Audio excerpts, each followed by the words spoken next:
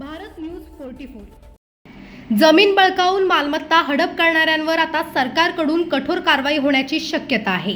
बेकायदेशीरपणे जमीन ताब्यात घेणे, बनावट कागदपत्रांच्या आधारे मालकी हक्क मिळवणे किंवा दबाव टाकून जमीन हडप करणे अशा प्रकरणांवर आळा घालण्यासाठी कठोर शिक्षेची तरतूद करण्याबाबत चर्चा सुरू आहे। जमीन बळकावण्याच्या गंभीर प्रकरणांमध्ये दोषी आढळणाऱ्यांना कठोर कारावासाची, काही परिस्थितीत जन्मठेपेपर्यंतची शिक्षा होऊ शकते, अशी चर्चा आता सुरू आहे। मात्र प्रत्येक जमीन बळकावण्याच्या प्रकरणात थेट जन्मठेप होईल असा अर्थ काढता येणार नाही। शिक्षा ही संबंधित कायदा, गुन्ह्याचे स्वरूप आणि न्यायालयीन प्रक्रियेवर अवलंबून असेल। दरम्यान जमीन माफिया आणि बेकायदेशीर जमीन ताब्यात घेणाऱ्यांवर कारवाई करण्यासाठी प्रशासनाने अधिक कडक पावले उचलावीत अशी मागणी आता होत आहे। मात्र जन्मठेपेची तरतूद नेमकी कोणत्या कायद्यात आणि कोणत्या परिस्थितीत लागू होणार याबाबत अधिकृत माहिती किंवा अंतिम निर्णय समोर आल्यानंतरच चित्र स्पष्ट होणार आहे।